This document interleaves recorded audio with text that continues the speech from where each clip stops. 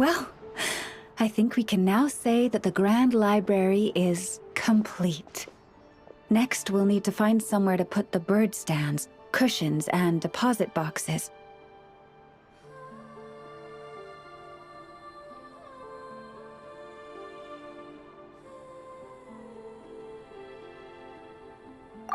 Ah, hello there, traveler, Paimon.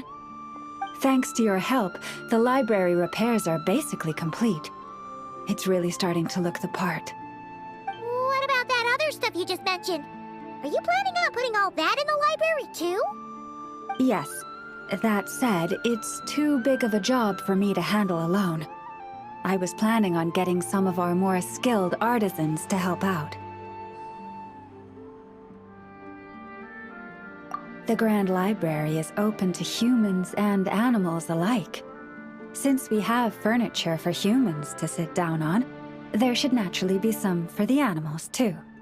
Huh. Yeah, that does kind of make sense.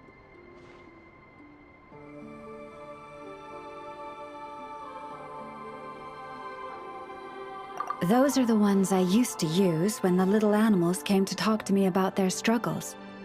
I'd originally planned to make some new ones, but some of the animals are nostalgic for the older items, so we brought them along too. Wait, animals tell you their struggles? Like a therapy session? Kinda sounds like a nice bathhouse for animals.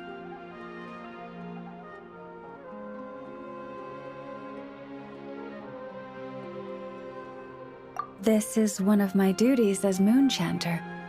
I would not call it hard work. And it's true. All living things have a need to feel heard. I have always encouraged everyone to come to me without reservation, whatever troubles they may be facing.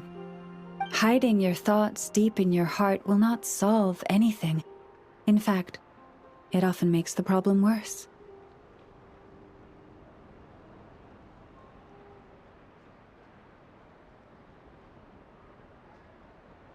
Oh, well, I've never looked at the numbers, but my sense is that the animals consult me more often. After all, my daily routine is more or less the same as that of my people, and they don't usually come during work hours. It's only when I have free time that I get the occasional human visitor. Animals, on the other hand, lead very different routines from us. Sheik badgers tend to visit in the early morning hours, while ibises often drop by after sunrise. Finches come in flocks during the afternoon, chirping and chattering away. The rhyme-horned deer visit at dusk, mostly alone, though sometimes with one or two friends. And once night has fallen, I get the odd weasel thief burrowing into my home. Oh, but that leaves you with no time to yourself at all.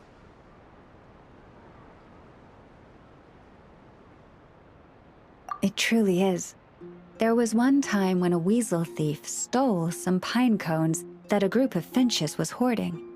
It must have been around 20 finches that flew to my bedside in the dead of night to protest the transgression. I had to ask a sniffer mole who I'd just been chatting with to invite the weasel thief over. It took a lot of work to convince it to reveal where the pine cones were. By the time all parties were satisfied and ready to leave, the sun was up. I slept in till past noon that day.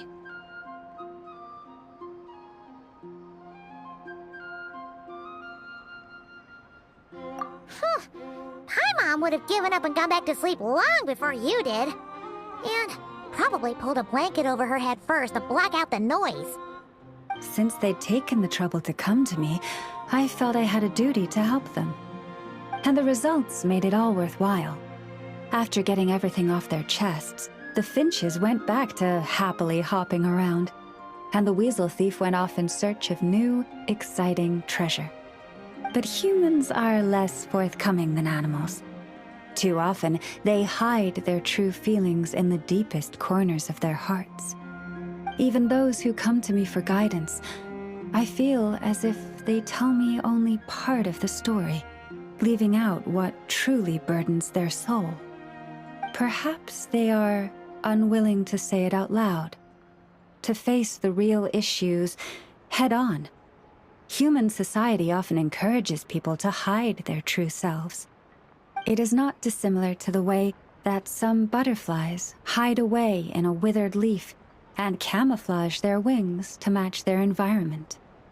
Social interactions between humans can be complex and difficult. Everyone has their way of coping, and I don't judge them for it. Nonetheless, suppressing one's true feelings can easily lead to melancholy and depression. Deep-seated issues like that are difficult to resolve, no matter what advice I give. So I had an idea. I thought, what if I could find a way to bring complicated human minds and straightforward animal ones together? Maybe by spending some time around each other, both could experience a new perspective. It was with that in mind that I renovated the Grand Library and turned it into what it is today. Spacious and well-ventilated, and open to humans and animals to come and go as they please. Except maybe on rainy days, when they're looking for shelter. But the rest of the time, people can visit whenever they want, to spend time with the animals, browse books, rest, and enjoy the sun. And perhaps the company of our dear animal friends, who will not be driven away by anything they say, might encourage people to open their hearts and share the truth of what lies within. Wow, you really put a lot of thought into this library renovation. Oh, it sounds great to Paimon. Hugging fluffy animals, lounging in a chair all day without a care in the world. Just thinking about it makes Paimon feel all warm and fuzzy. Of course. Your assistance with the renovation works was invaluable. It should go without saying that the Library of the Frostmoon Scions shall always be open to you.